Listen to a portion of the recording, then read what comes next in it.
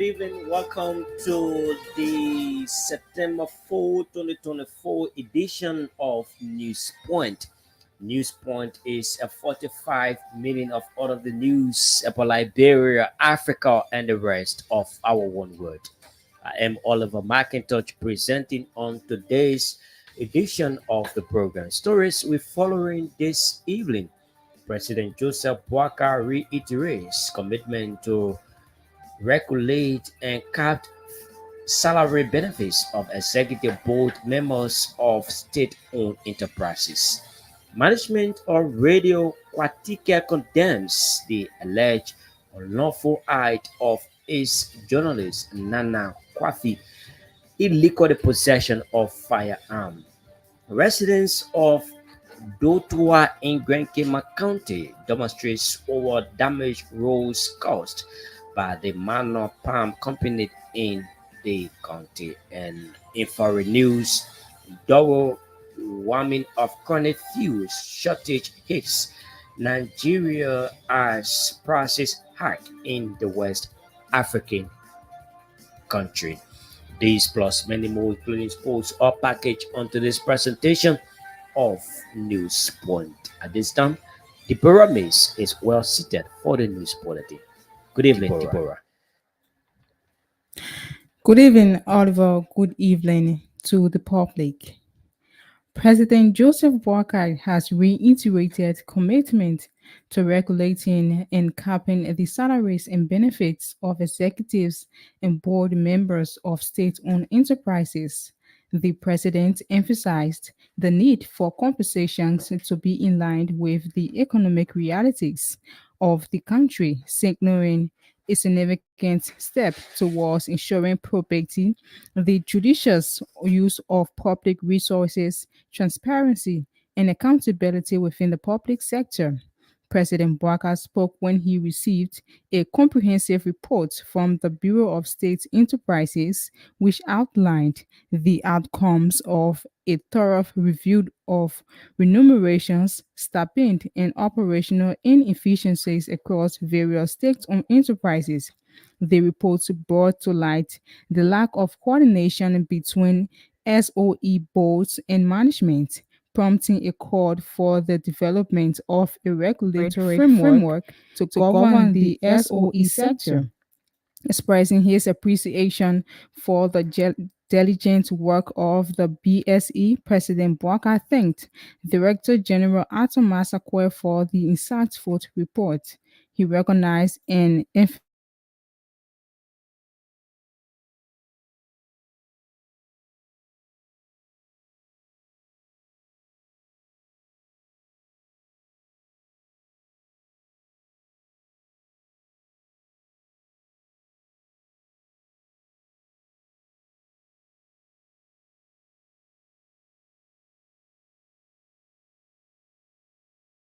That for illegal possession of firearm. It can be recalled the Liberian National Police arrested Nanan, a 28-year-old journalist, for the illegal possession of a firearm on September 3, 2024. In a release issued Wednesday, the management of Radio Kwatika distanced itself from the journalist alleged act and said 2 weeks ago Nana, before his recruitment, expressed interest in the field of journalism and was recruited to help his dream of becoming a professional media practitioner. According to Kwatike's release, since his recruitment, Nana has never informed management about his weapon or shown any sign of having a weapon. Following his admittance to the police of owning a weapon, the Kwatike Communication Incorporated has communicated with Nana, telling him the institution can no longer accommodate him due to the unprofessional behavior. Though the Radio Kwatike management has distanced itself from the illegal possession of weapon by one of its interns, they, however, called on the Liberia National Police to conduct a thorough investigation into the matter. Radio Kwatike management is at the same time calling on the public not to panic in interacting with any of their staff members or doing business with their institution. A World Bank child-friendly school built in Gusei Town, Bokpa district, is said to be in a very deplorable condition. According to our correspondent, the entire facility is leaking and it could delay the enrollment of hundreds of students for 2024-2025 academic school year. Authorities at the school said the facility is a World Bank funded project and it was built in 2015 because it is a bordering town between Liberia and Ceylon. Based on the situation, the district education officer is calling on authorities of Grand Cape Mount, including educational stakeholders, to rescue the facility before it deteriorates. Meanwhile, Mr. Foley Toko, an eminent son of Popai, has donated several bags of cement and 275 United States dollars as an initial contribution to the renovation process. On Wednesday, September 4, 2024, a team from ArcelorMittal conducted an assessment for a proposed 6-kilometer road rehabilitation project in District 3, Magibi County. Musa Sayon, the political officer of District 3, revealed in an interview that District Representative Ellen Ato-Red have leveraged her position to advocate for the repair of several deteriorated roads in the district. Science said while Asylum Metals fulfilled its tax obligations to the Liberian government, the company has committed its collaboration with Aton Red to ensure road rehabilitation proceeds smoothly. Representative Ato, who is currently in the United States, Sion expressed appreciation for ArcelorMittal engagement and reaffirmed the lawmaker dedication to the constituents. For their part, the local leaders in the district praised both the lawmaker and the company for their efforts, urging for advanced rehabilitation process to ease transportation costs in the area. Residents of Gonzwadwe in Grand Cape Mount County Tuesday, September 10, set up a roadblock depriving the Mano Palm Company access to their palm farm. According to the Zodua residents, there is no MOU signed between the company management and the residents, accusing the company of damaging their road. In a conversation with our correspondent, the residents said until an MOU is signed and their roads are rehabilitated, the protest action will continue. However, the management of the Mano Palm Oil Company operating both in Bomi and Grand Cape Mount counties is yet to respond to the roadblocks depriving them access to their operational sites. Aggrieved employees of the Liberia Opportunities Industrialization Center Banga Satellite have called on LORC Board of Directors to recall the appointment of Rachel Page as training manager. The disenchanted staff walked out of the induction ceremony in protest to the appointment of Madam Page, who took office over from Pastor Peter Tumen, who was retired. Speaking in an interview with our reporters following the program, the aggrieved employees spokesperson Iverson claimed the newly appointed training manager lacks the competence and capabilities to lead the Banga satellite. He announced abandonment action for classrooms and disruption of instructional activities until the replacement of the newly appointed training manager. In response, the aggrieved, the acting National Executive Director of LORC, Mr. Pius C. condemned the employees' action and noted that as the first female training manager, Madam Rachel Page merits the job and as such suggests she maintain the role. A widow farmer in Wazoo Town, Bonguswan, is making significant strides in sending her children to school from the sale of fufu and farming activities. Madam Swa lost her spouse years ago and has been left to cater to the needs of their 5 children alone. She emphasized that investing the penny she generates from her sale of her products into her children's education would enable them to revive their poor livelihood. The widow generates not more than $500 from each sale of fufu, but has been committed to sponsoring her children's education. Madam Swa lamented that some of her children have progressed to junior high, and as such, she has to step off the business to underwrite the cost of their education. She is appealing to humanitarian organizations and goodwill individuals for financial assistance to help out her efforts.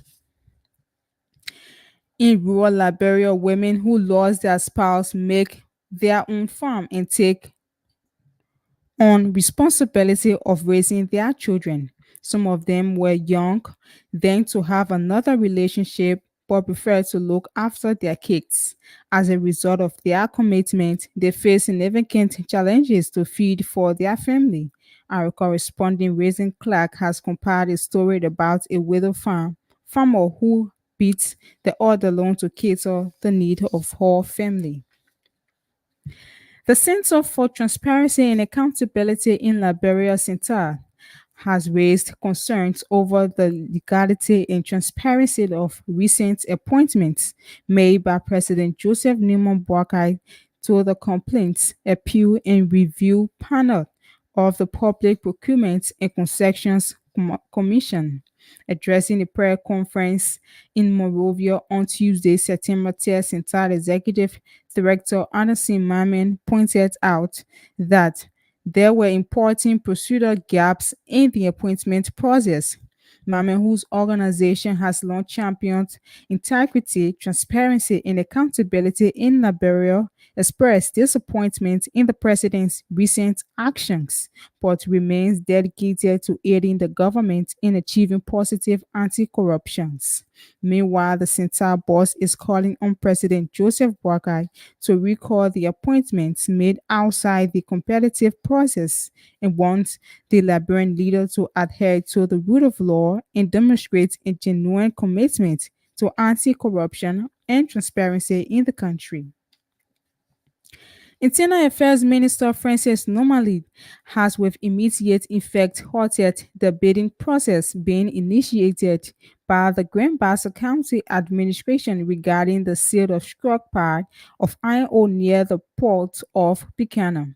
It can be recalled on August 29th, the county administration of Grand Bassa published an advertisement in which it announced the sale of iron ore deposit left behind by Lamco, which operates in the area before the Liberian Civil War.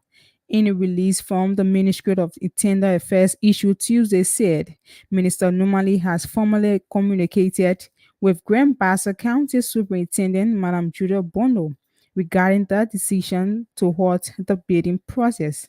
According to the communication addressed to the superintendent, Madam Minister normally directed that bidding process will remain on hold until further notice. The chairperson of the National AIDS Commission, Dr. Cecilia Nutad, has called for the eradication of stigma and discrimination against people living with HIV in the workplace.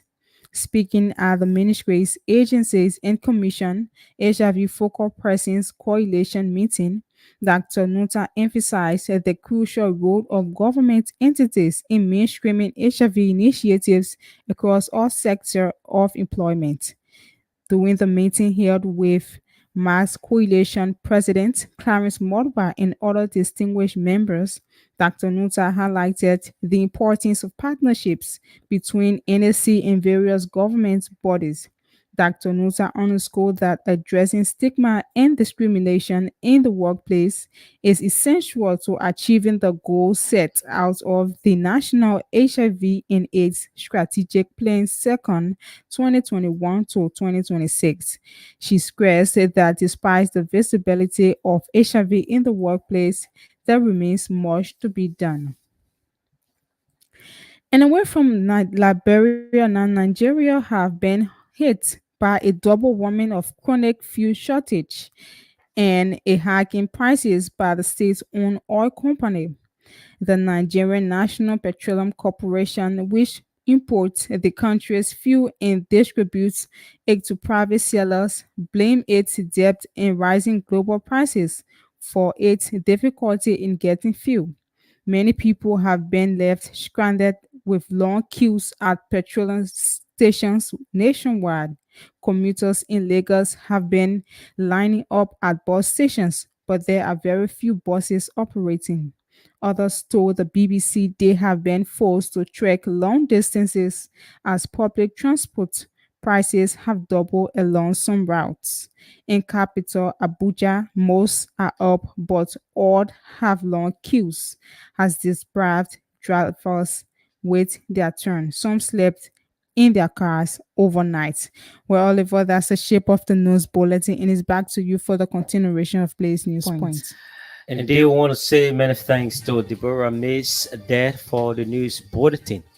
The news bulletin is a regular feature here on News Point, a 45 minutes of all of the news about Liberia, Africa, and the rest of our one word stories. We further on today's presentation of the program. President Joseph Boakai reiterates commitment to regulate and the capped salary benefits of executive board members of state owned enterprises. Management Radio Quatica condemns the unlawful act of its journalist Nana Kwathi illegal possession of firearm. Residents of Dozua in Grand County demonstrates over damaged roads caused by the Manopan company in the county. And away from home, double warming of chronic fuel shortage hits Nigeria as prices hike in the West African country. This plus many more expose the news of our newsmaker or package onto this presentation of the program. But we take a very short break. When we come back, we bring in the voices of those making the news in Liberia.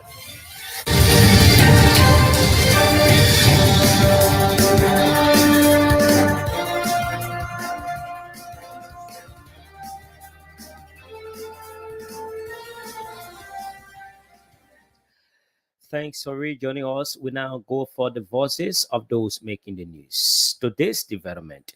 The Commissioner of the Liberia Telecommunications Authority, Patrick Honda, has highlighted scores of challenges affecting scope of operation at the LTA. Speaking recently on a True Breakfast show, Commissioner Patrick named administrative problems and technical difficulties, among others, as major obstacles the institution is faced with. According to him, the challenges is serving as a major hindrance to the LTA's progress, and as such, wants station managers to operate in the confine of the LTA law. We have had administrative issues that I had to deal with and we still have to deal with. And again, I will not go into the specifics of that, but of course, administrative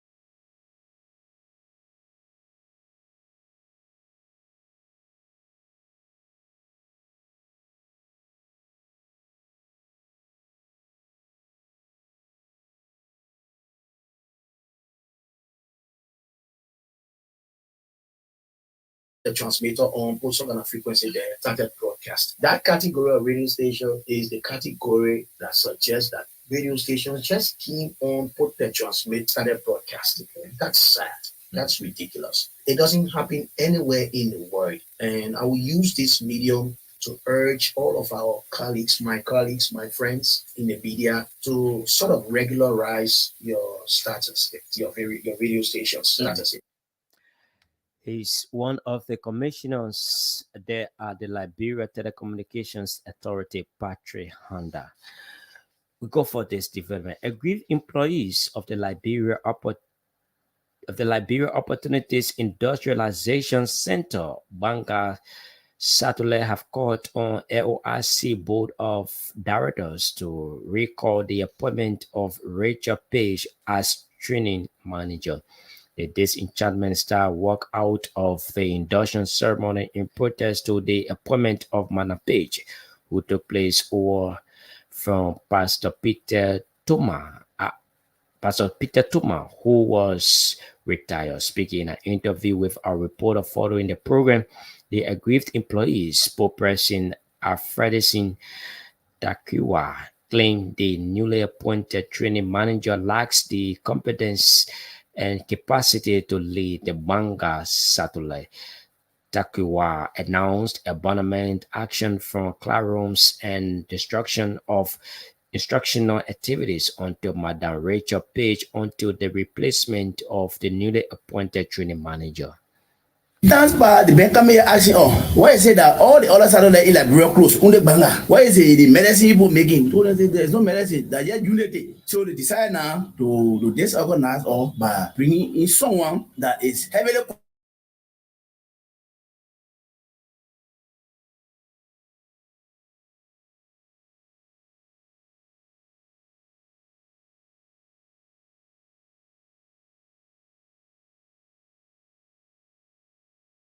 the instructional staff. We are going to lay down chalk until they can come and properly address this issue for us. If not, we will not go to class. Because we have a position that is serving, which we can access her there every another day. We can access her there every another day because we don't, the unity board we don't want her to fall our, we access her in her department every another day to pay students, to carry letter, to make a follow-up, place call, we do all on her behalf. Only because we don't want her to fall. But going over us, the still a challenge for us, and moreover, you will not tell me that you want to lead people, then you are referring to those people, no, on the telephone, that which we were 3 or 4 there when she made that statement that we are stupid, so we're going to deal with us. If they resist that the woman must stay in the position, definitely we will not go to class. In response to the aggrieved, the acting National Executive Director of LORC, Mr. Paul C., condemned the employees' action and noted that as the first female training manager, Madam Rachel P. merits the job, and as such, suggestion she maintain the role. We heard about this earlier, about 2 months ago. We were mandated by the board to come and intervene to resolve the issue, which of course was done. And the owners too, why it shouldn't have been the way they were looking at it. Okay, address nonsense. So today to come out to say someone we need to know from outside in front of this. You heard when you were talking. They said person that will be selected should come from in among them, should be part of them. And what would they? Would take someone from outside? The person that the board selected came from within, and the person had worked with the institution for more than 10 years, and she had been actively involved with our activities with central government and here. We did that before 2 months ago. When that rumors came up that there was a struggle on positions here. Okay, when we heard that, we told the board mandated us to come to intervene, and that our intervention will resolve that issue. We have people to rest. So telling Mr. Truman to go, we have to look for a successor. Again, we know all the instructors here. We vetted them and we selected 2 to submit to the board. And from the board now, they selected Rachel based on our own experience. If you are dissatisfied, you have the option to go. I said, we're not going to say, but you cannot dictate to us. We don't have the financial degree. Even the man who was saying, the board has a final decision all over the world. Nobody can delay. So who are they to say no? In fact, I said when he made that was said when it's already done. But maybe he thought we're going to do the vetting in there. No, it's already done. Communication already served the person. That's the voice of the acting National Executive Director of LORC, Mr. Pessie, and on you listen to Afresin Takiwa speaking to a theme of journalists. Today's story.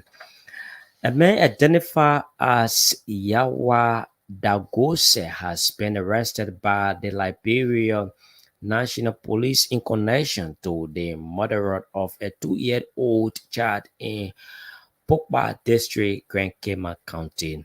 The child is reportedly to have gone missing on August 18, 2024 in a town called Bama. In an interview with our correspondent, suspect Yawa Dagose admitted to the crime and linked 3 others to the murderer.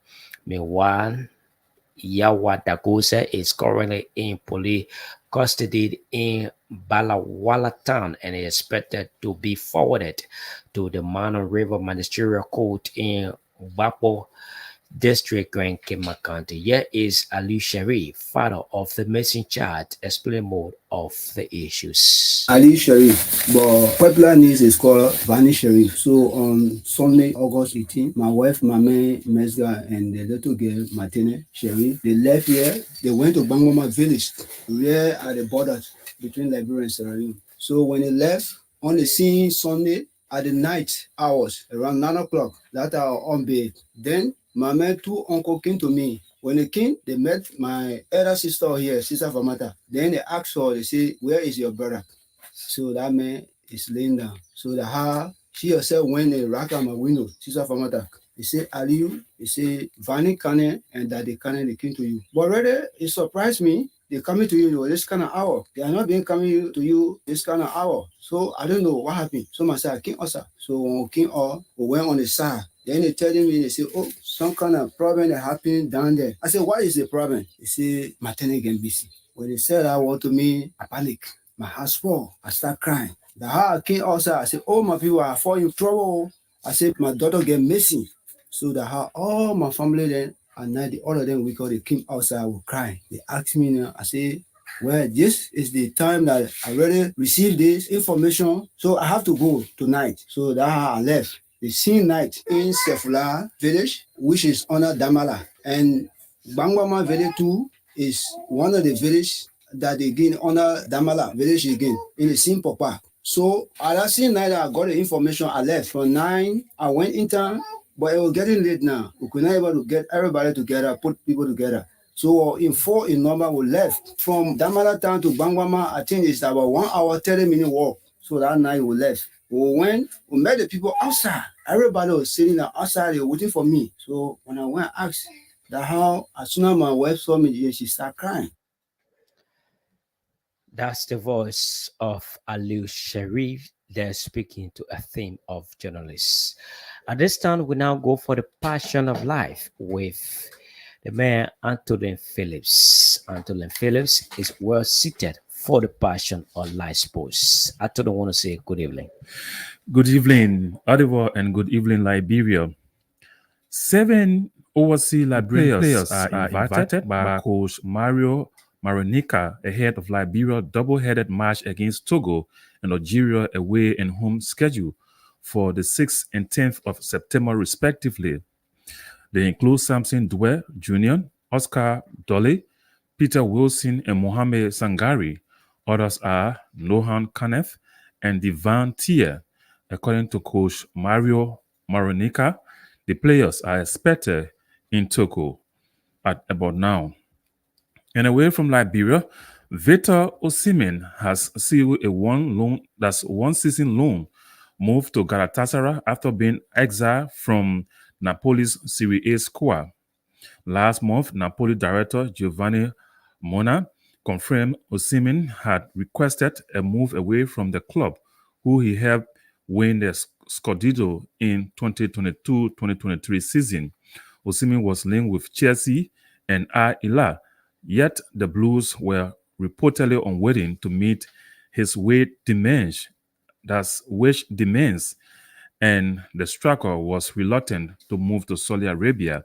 It appears as though Osimhen may have to sit out 4 months before seeking a move, but Galatasaray have made a move to bring him in ahead of the Turkish Super League transfer window closing on September 13. Well, Oliver, it's back to you for the continuation of Blaze News Point. Before Anthony go on the program tonight, Liberians are in the members to cheer the Liberian national team, the Lone Star, all the way.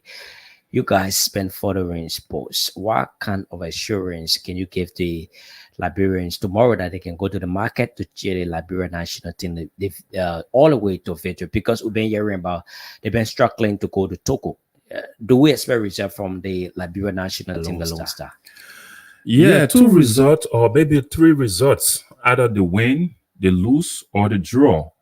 As per Liberia's preparation, one may say these three results, anyone can come. But for now, I can't sit on this radio and tell you that Liberia is going to lose, is going to draw, or is going to win. So we should expect any of the three results, because it was of recent that government made funding available for the team to travel to Togo. So the three results, anyone can come out of Togo, either against or for the Liberian national team. At what time tomorrow Liberians should be glued to their television to see the Red, White, and Blue Boys going against Togo on Friday? Yeah, the game is actually not to their television or their radio at 4 p.m. Liberian time, and of course that's when the game will commence. But like you were kind of saying, there are some Liberians who are already making their way to Togo. Those are in Nigeria, some of the Liberians in Benin, some of those in Ghana, in Ivory Coast, and even from right here, Liberia, are making their way to Lomé, Togo, to see how best they can cheer the national team to victory. Finally, Tuesday, who are we expecting to have gotten the 3 points at the Summer Kando Sports Stadiums? We're going to be hosting Algeria, and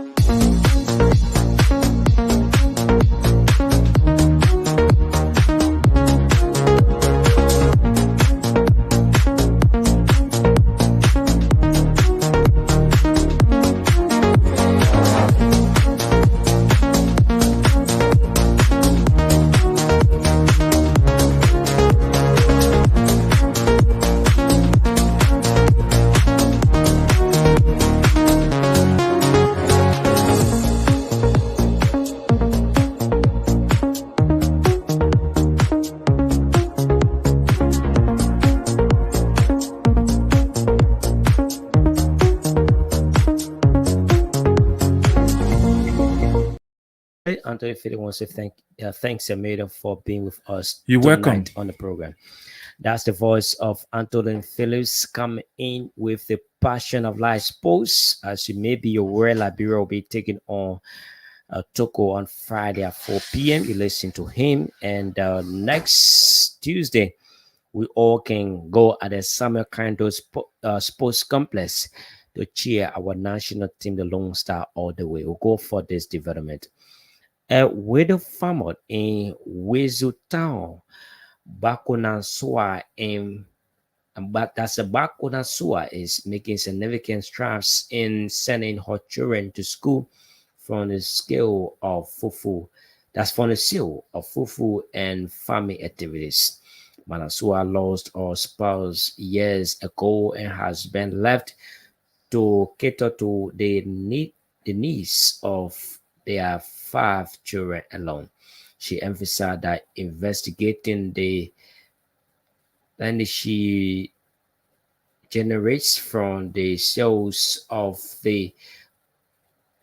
her produce into her children's education will enable them to receive their poor livelihood. The world generates not more than $500 Liberian from each sales of fufu, but has been committed to sponsoring her children's education. Madam Sua lamented that some of her children have progressed to junior high, and as such, she has to step out the business to honor the cost of their education.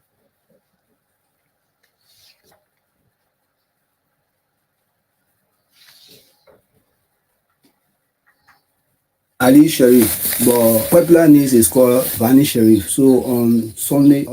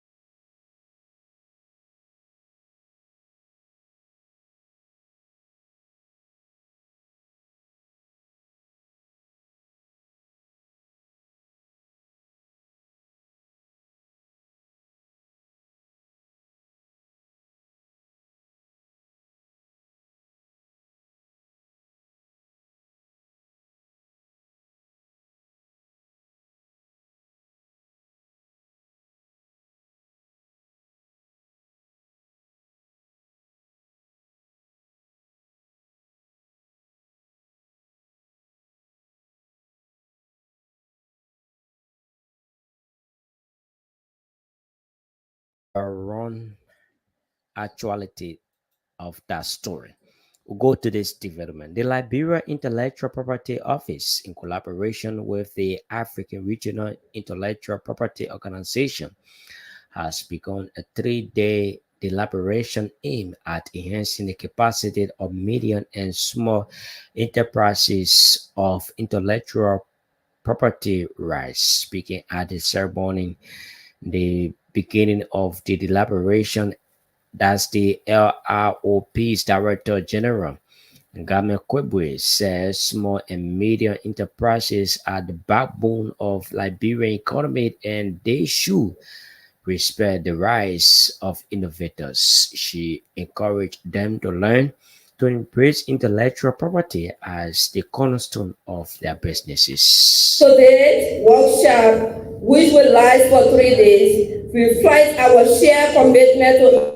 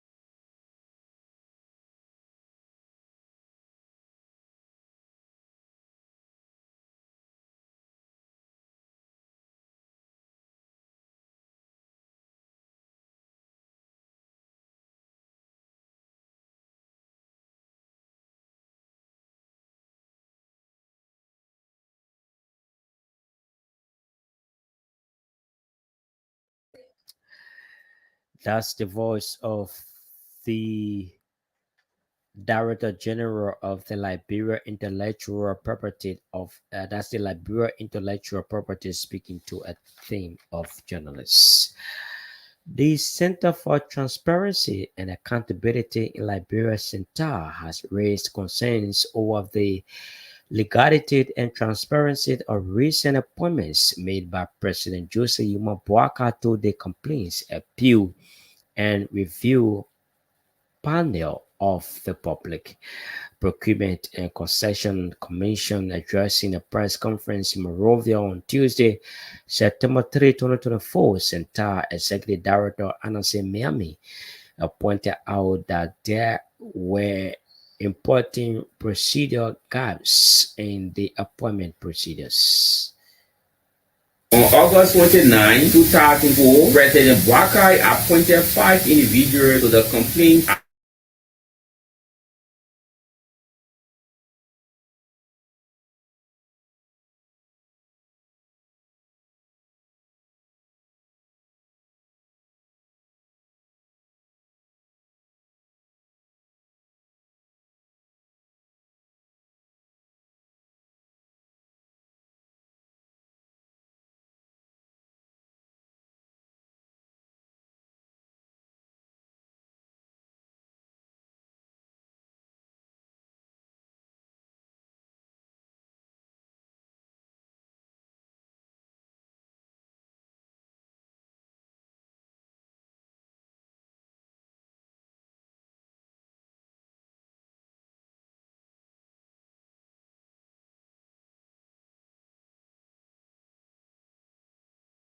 President Joseph Boakai to record the appointments made outside the competitive process and wants the Liberian leader to adhere to the rule of law and demonstrate a genuine commitment to anti-corruption and transparency in the country.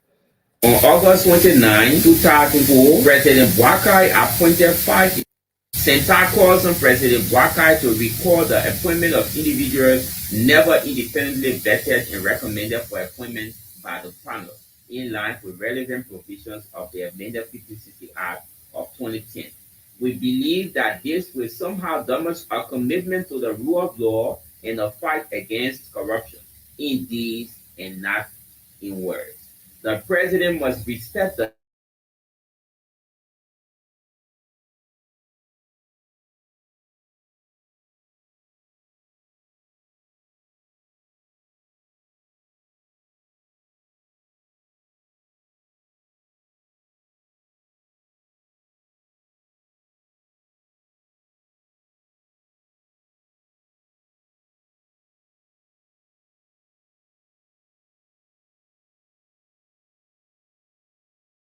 of Edisana Miami. He is the executive director of the Centaur, speaking to a theme of journalists. We now go for the story.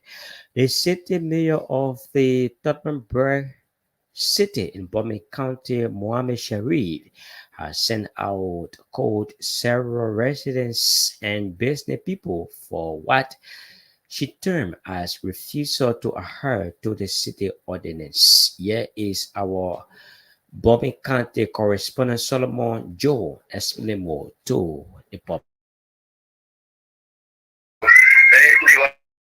Or city ordinance, the state mayor or the city corporation is through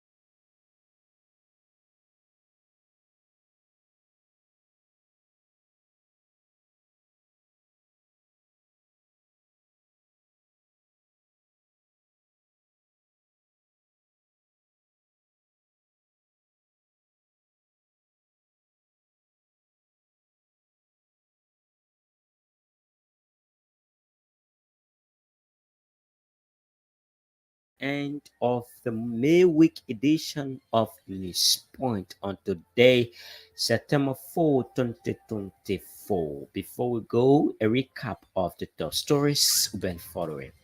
President Joseph Boakai reiterates commitment to regulate and cap salary benefits of executive board members of state-owned enterprises.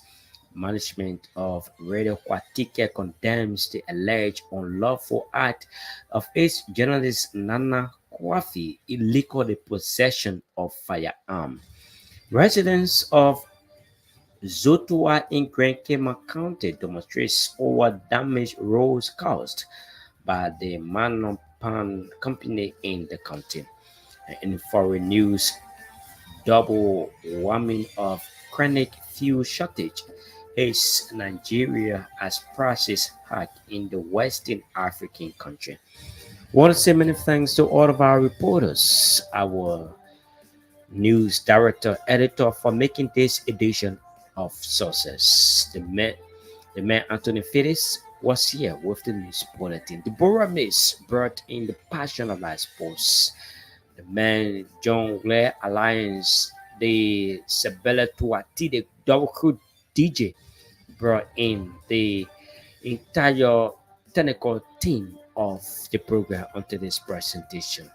On behalf of the entire production team here at the Blaze Communications Nova Incorporated, my name is Oliver McIntosh. I present the Do Join the station early 7 o'clock in the morning for another fresh edition of the program. Until then, we'll say have a good night and bye-bye.